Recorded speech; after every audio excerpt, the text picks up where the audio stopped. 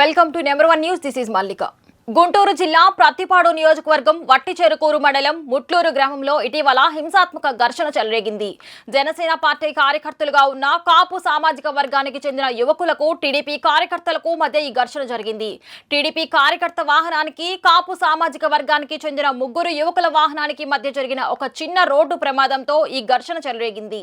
స్థానిక TDP MPTC నాయకత్వంలో 10 మంది వ్యక్తులు కాపు యువకులను గ్రామ శివార్ల నుండి గ్రామం మధ్యలోకి ఈడ్చుకెళ్లి తీవ్రంగా కొట్టడంతో కాపు సామాజిక వర్గం ఆగ్రహం వ్యక్తం చేస్తుంది. జనసేన మద్దతుదారులు, కాపు సామాజిక వర్గ సభ్యులు కూటమి ప్రభుత్వానికి, స్థానిక నాయకులకు వ్యతిరేకంగా తీవ్ర నిరసనలు తెలిపారు.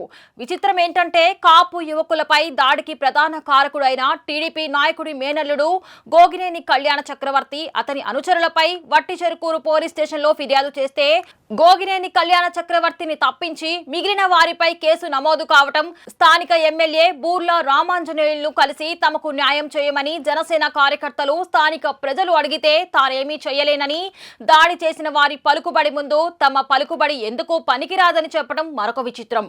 ఇక గుంటూరు ఎంపీ, కేంద్ర మంత్రి పెమ్మసాని చంద్రశేఖర్ ను కలిసి న్యాయం కోరితే ఇదిగో అదిగో అంటూ కాలయాపన చేస్తున్నారని బాధితులు వాపోయారు.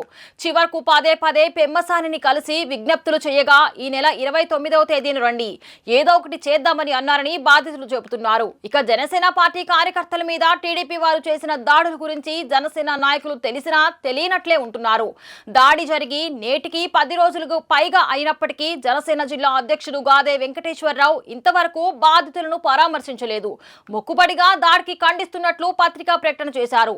ఇదే విషయాన్ని జనసేన అధ్యక్షుడు పవన్ కళ్యాణ్ దృష్టికి తీసుకువెళ్లమని ఎమ్మెల్సీ నాగబాబు ముఖ్య అనుచరుడు నల్లా శ్రీనివాసరావుకు శ్రీనివాస యాదవ్, గుంటూరు జిల్లా జనసేన నాయకులు డేగల శ్రీను, ఉప్పు రత్తయ్యలను కలిసి విజ్ఞప్తి చేసిన పార్టీ నాయకుల నుంచి ఎటువంటి స్పందన లేదని బాధితులు చెబుతున్నారు.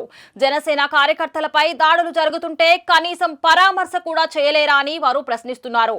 తక్షణమే జనసేన అధ్యక్షుడు పవన్ ఈ విషయంపై దృష్టి కేంద్రీకరించి తమకు న్యాయం చేయాలని, లేని పక్షంలో ఈ నెల 30వ తేదీన ముట్లూరులో భారీ ఎత్తున ఆందోళనకు దిగుతామని, సమస్య తేలే వరకు ఆందోళన విరమించేది లేదని ముట్లూరు జనసేన నాయకులు, కాపు సామాజిక వర్గం ప్రకటించింది.